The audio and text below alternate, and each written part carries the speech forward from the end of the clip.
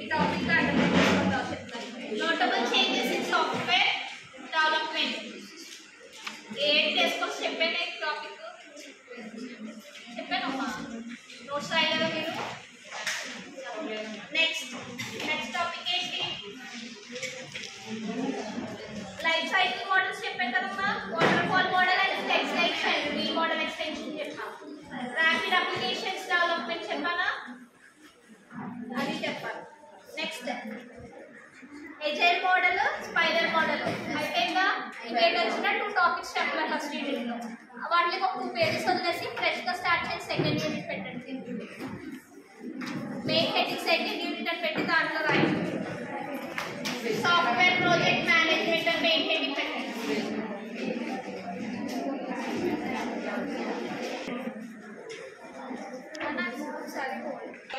Second unit main topic ఏం పెట్టారు? Sub heading software project management అయిందా? పుణ్య side heading software project management complexities. What are the complexities we have faced in software developing going on? మన software develop చేసేటప్పుడు ఎలాంటి complexities face చేస్తాం అనేది topic అమ్మ. ఫస్ట్ వన్ ఏంటి? టైం. సాఫ్ట్వేర్ డెవలప్ చేసేటప్పుడు కొన్ని కాంప్లెక్సిటీస్ మనం ఫేస్ చేస్తాం కదమ్మా, అదే ఈ రోజు టాపిక్. ఫస్ట్ కాంప్లెక్సిటీ ఏంటమ్మా? Time management complexity. అంటే ఫర్ ఎగ్జాంపుల్ మీ క్లయింట్ అనుకోండి, నేను డెవలప్ చేసేదాన్ని అనుకోండి. మీరు ఒక ప్రాజెక్ట్ నాకు ఇచ్చినప్పుడు మీ డ్యూరేషన్ నాకు ఎంత ఇస్తారు? 3 months ఇచ్చారు. డెవలప్ చేసేదాన్ని నేను, నాకు ఆ టైం సరిపోతుంది లేదా కూడా అదొక కాంప్లెక్సిటీ కదా. ఒకవేళ మీరు ఇచ్చేది కాంప్లెక్స్ ప్రాజెక్ట్ అనుకోండి, అంటే క్రిటికల్ ప్రాజెక్ట్ మీరు నాకు ఇచ్చారనుకోండి, నాకు 3 monthsలో కంప్లీట్ అవ్వదు ప్రాజెక్ట్ అని. ఒక 5 months నేను కావాలని నేను అడుగుతా. అలాంటి కాంప్లెక్సిటీ ఏమైనా ఉన్నాయో లేదో ఫస్ట్ మనం చెక్ చేసుకోవాలి. First one time complexity. Next one ఏంటన్నా? Cost complexity. ఫర్ ఎగ్జాంపుల్ మీరు ఇచ్చే ప్రాజెక్ట్కి బడ్జెట్ నాకు ఫర్ ఎగ్జాంపుల్ 1 crore అయింది అనుకో, మీరు ఒక 50 lakhs ఇస్తాను అన్నారు. అది నాకు కాంప్లెక్సిటీయే కదా, నాకు ఇంత తగ్గి మరి నాకు వేస్ట్ ఆఫ్ మనీ కదా. అలాంటి కాంప్లెక్సిటీస్ ఏమైనా ఉన్నాయా? ఆ ప్రాజెక్ట్ తగ్గ మనీ మనం ఇన్సూరెన్స్ తీసుకుంటున్నామా లేదా అని చెక్ చేసుకోవాలి. అదైతే cost management complexity. Next face ఏంటన్నా? క్వాలిటీ. మీరు ప్రాజెక్ట్ ఇచ్చాము, ఫర్ ఎగ్జాంపుల్ బిల్డింగ్ కన్స్ట్రక్షన్ అనుకోండి. మీరు ఇలా నాకు 3 monthsలో బిల్డింగ్ కంప్లీట్ అవ్వాలి అన్నాం. నేను చెక్ చేసుకోవాలి ఫస్ట్ అసలు ఆ 3 monthsలో నాకు ఆ బిల్డింగ్ కంప్లీట్ అవుతుందా లేదా. యాజ్ ఏ కాంట్రాక్టర్గా నేను చెక్ చేస్తాను ఫస్ట్ టైం డ్యూరేషన్ సరిపోతుందా లేదా. Next cost. మీరు ఇచ్చే బడ్జెట్కి నేను మెటీరియల్ అంతా గ్యాదర్ చేసుకోగలదా లేదా అనేది చెక్ చేసుకోవాలి. Next quality. మన బ్రిక్స్ కానీ శాండ్ కానీ ఇలా సంథింగ్ సిమెంట్ కానీ ఇవన్నీ గ్యాదర్ చేస్తాను కదా, అదంటే మెటీరియల్ క్వాలిటీని కూడా నేను చెక్ చేసుకోవాలి. మీరు ఇచ్చేది 50 lakhs అయినప్పుడు నేను 1 crore కట్టాలంటే కష్టం కదా. అప్పుడు ఏం చేస్తాను? మెటీరియల్ క్వాలిటీ తగ్గించేస్తాను. మీరు ఇచ్చే బడ్జెట్ని బట్టే కదా నేను అన్ని క్వాలిటీ మెయింటైన్ చేయాలి. సో క్వాలిటీ మెయింటెనెన్స్ కూడా చెక్ చేసుకోవాలి. నెక్స్ట్ ఏంటన్నా? రిస్క్. సేమ్ ఆ బిల్డింగ్ ఆ ఏరియాలో కట్టచ్చా లేదా, అలాంటి రిస్క్ ఏమైనా ఉందా? ఫర్ ఎగ్జాంపుల్ నేను ఎగ్జాంపుల్గా కన్స్ట్రక్షన్ తీసుకుంటాను, బిల్డింగ్ ఆ ఏరియాలో కట్టచ్చా లేదా. అంటే ఫ్లడ్ ఏరియాస్ ఉన్నాయనుకోండి, అది తప్పు కదా. ఆ రూల్ క్రాస్ చేసి నేను కట్టానంటే మళ్ళీ రివర్స్లో నాకు కేసు వస్తుంది. నీకు అక్కడ రిస్క్ జోన్ ఉండి తెలుస్తుంది, నువ్వు ఎలా కన్స్ట్రక్షన్ చేస్తావు ఆ బిల్డింగ్ అని చెప్పేసి.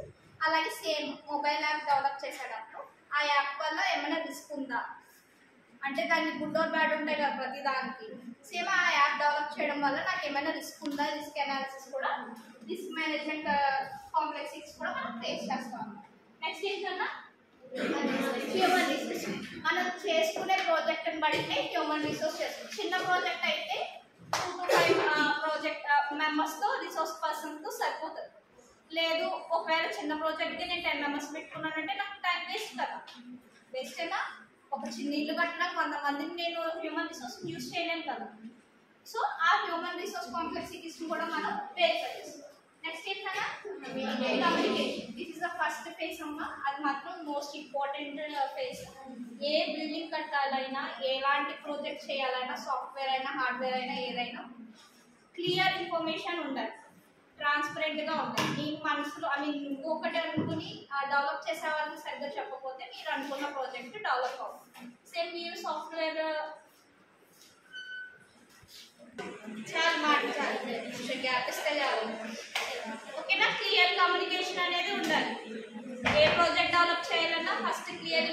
ప్యాషన్ లేనిది మనకు అవుట్పుట్ అనేది కరెక్ట్గా రాదు. మీరు ఇచ్చే అవుట్పుట్ బట్టే ఏదైనా అవుట్కమ్ వస్తుంది. ఓకేనా, నోట్ చేసుకోండి.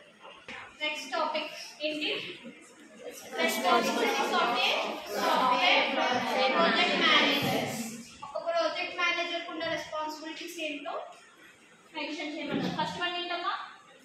Communication with the stock holder. అంటే ఏంటంటే ఇప్పుడు సాఫ్ట్వేర్ కంపెనీస్ ప్రాజెక్ట్స్ వస్తాయా, ఒకటి అడాప్ట్ చేసుకుంటారు ఆ ప్రాజెక్ట్స్ అన్ని కూడా. ఆ అడాప్ట్ చేసుకున్న ప్రాజెక్ట్స్ ని ప్రాజెక్ట్ మేనేజర్స్ కి సబ్మిట్ చేస్తారు. అంటే ఒక్కొక్కరికి ఈ ప్రాజెక్ట్ మేనేజర్ కి ఈ ప్రాజెక్ట్ చేయండి, ఒక్కొక్క ప్రాజెక్ట్ మేనేజర్ కి ఒక్కొక్కటి అలొకేట్ చేస్తారు.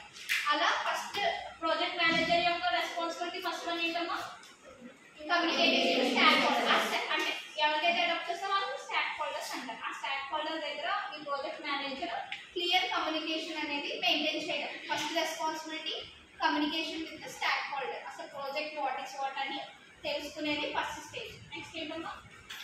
Farming and motivating the team.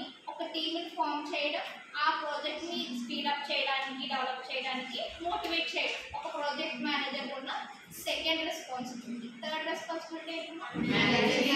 Resources. అంటే ఏ రిసోర్స్ అంటే ఫర్ ఎగ్జాంపుల్ ప్రాజెక్ట్ టీంలో 5 మెంబర్స్ ఉంటారు, ఎవరు కోడింగ్ బాగా చేయగలరు, అలా రిసోర్సెస్ని మనం సెలెక్ట్ చేసుకోవడం, మేనేజ్ చేయడం. అందరూ ప్రోగ్రామ్ కోడింగ్ ఒకటే వచ్చి ఉంటే కనుక రిమైనింగ్ ఉంటాయి, ఇంకా ప్రాజెక్ట్ డెవలపింగ్ స్టేజ్, ఇంకా టెస్టింగ్, ఇవన్నీ స్టేజెస్లో మరి అందరూ టెస్టింగ్లో టెక్నిక్స్. ఒక ప్రాజెక్ట్ని డెవలప్ చేసేటప్పుడు కొన్ని ఎస్టిమేషన్స్ ఉంటాయి కదా, ఆ టెక్నిక్స్ వన్ బై వన్ చెప్పండి. ఫస్ట్ టెక్నిక్ ఏంటమ్మా?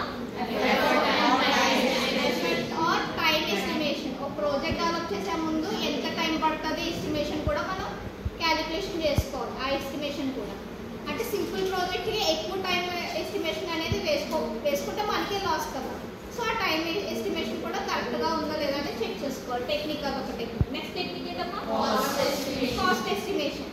ఇప్పుడు 1 crore వర్క్ చేసే ప్రాజెక్ట్ మనం 50,000కి 50 lakhsకి మనం చేయలేం కదా. ఆ బడ్జెట్ కూడా మన ఎస్టిమేషన్ అనేది టెక్నిక్స్ యూజ్ చేసి ఫాలో అప్ అవ్వాలి. నెక్స్ట్ ఏంటమ్మా? Resource estimation. సేమ్ ఇది కూడా ఏ వర్క్ ఎవరికి సూటబుల్ అవుతుంది, టెస్టింగ్ చేసేవాడిని ఇంకేంటి టెస్టింగ్ చేసేవారికి వేరే ప్లాట్ఫామ్ ఇస్తే చేస్తాడా చేయడు కదా. ఆ రిసోర్స్ మేనేజ్మెంట్ కూడా మనం టెక్నిక్స్ యూజ్ చేసి మేనేజింగ్ ఎలా డెవలప్ చేయాలనేది మనం చూసుకోవాలి. ఈ 3 టెక్నిక్స్ కూడా మనం ప్రాజెక్ట్ టెక్నిక్స్లో యూజ్ చేస్తాం.